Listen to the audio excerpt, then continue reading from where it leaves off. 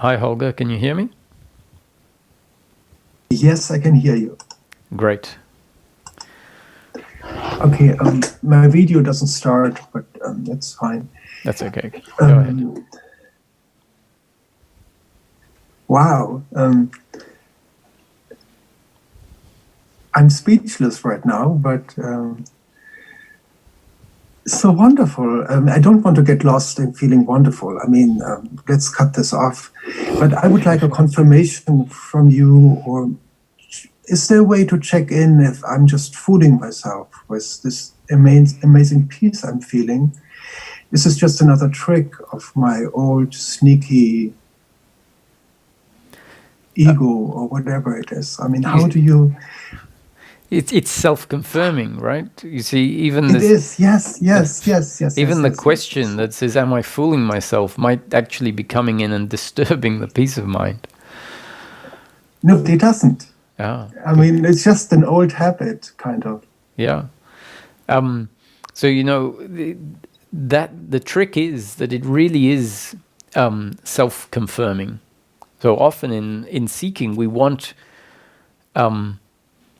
confirmation sometimes. Now, there's two sorts of confirmation. There is very much a confirmation where a teaching can say, you know, that's that's it.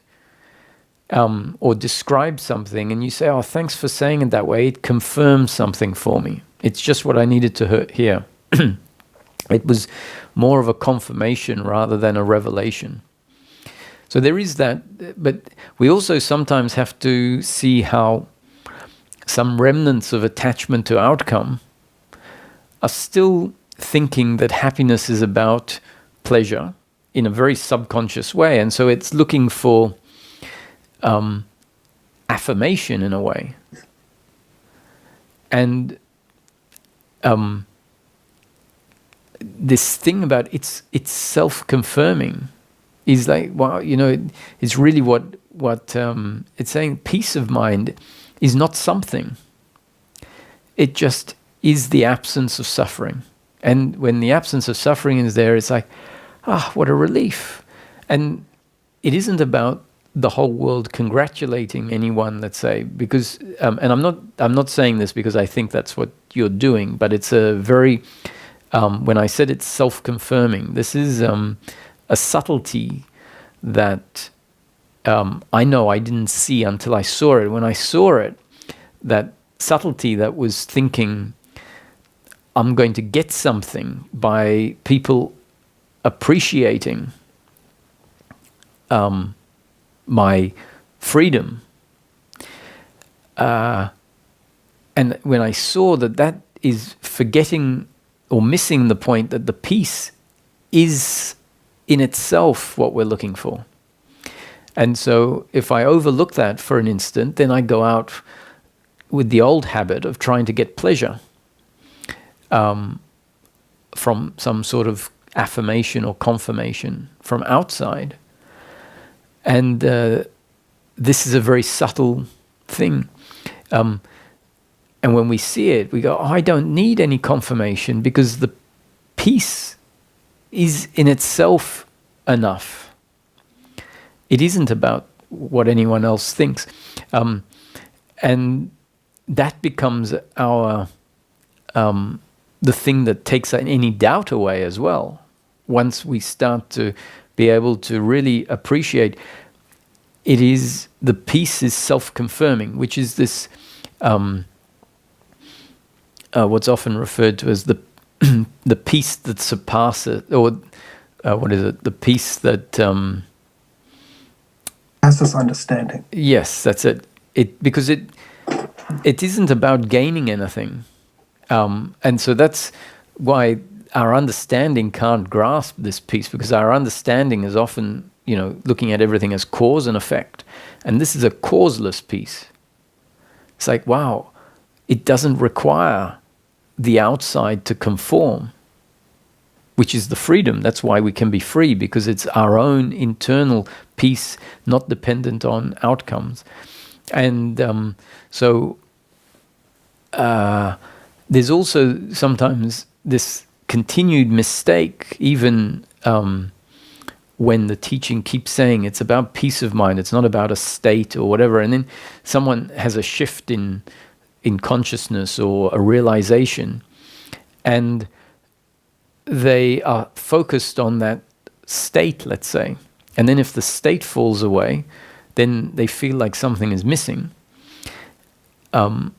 And so continually I keep wanting to point back to the peace of mind being self-confirming, and that's all that's important. And Ramesh used to say to someone, or if people would come and share their changed experience, really what he wanted to hear, because often people would come and talk about states or realizations, and really he wanted to know, so do you have more peace of mind in your life? Is there more peace of mind?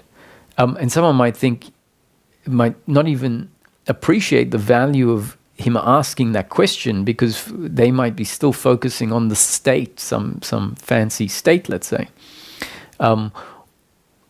And if we're continually directed inward, go and check for yourself.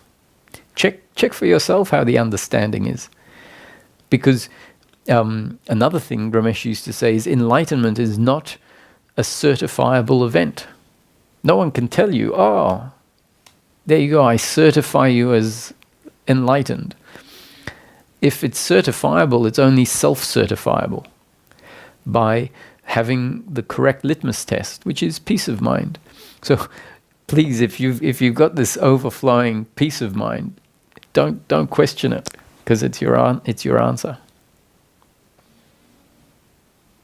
It's so wonderful. I mean, this is, I see the trap of identifying again with something. I mean, this mechanism of, but it's not there. I mean, because this, but I am still here. I mean, but not as an idea. It's just, it's just super wonderful. It's nice. And it's, whatever it is, it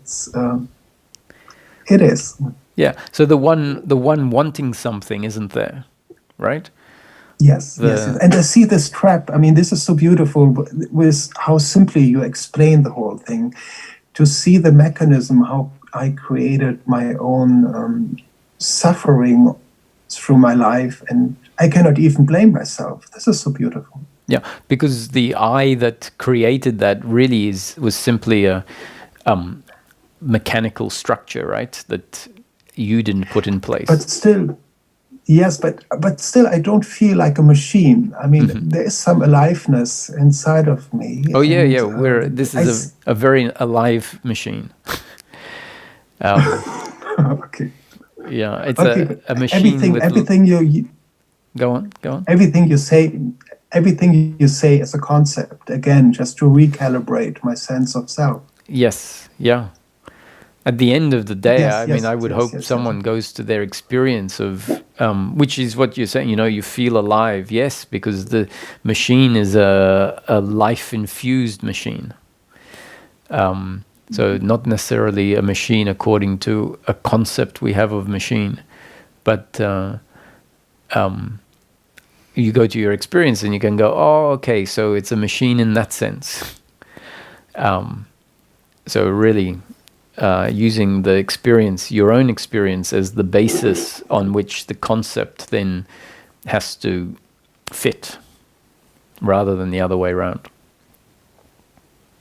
Wow, wonderful. Thank you so much. And I see so much beauty. I can experience so much beauty just by listening to you. And I must admit that my thinking is really immature, and but even this is fine, because it will just unfold in whatever way it unfolds. Well, maybe it's not as immature as you think. It's nice talking to you, Holger. Ditto. And I would love to call you brother, just in a very heartfelt way, and without any expectation and without any attachment. Sure, that brother is fine. In fact, I don't know, I don't use it too often, but we're all in this together as brothers and sisters. Yes, this is so amazing. Yeah. And what a gift to be disturbed by someone. Yeah, because they're just the instrument through which our destiny is being delivered, and that's the basis confirming. On which. Yes. Yeah. So that was Ramesh would say, you know, once we don't see the other as the doer anymore, then we can see that we're all in this together as universal brothers and sisters, instruments, all instruments through which the one consciousness is functioning. So much. Thank you, Holger. Thank you. Bye-bye. Bye-bye.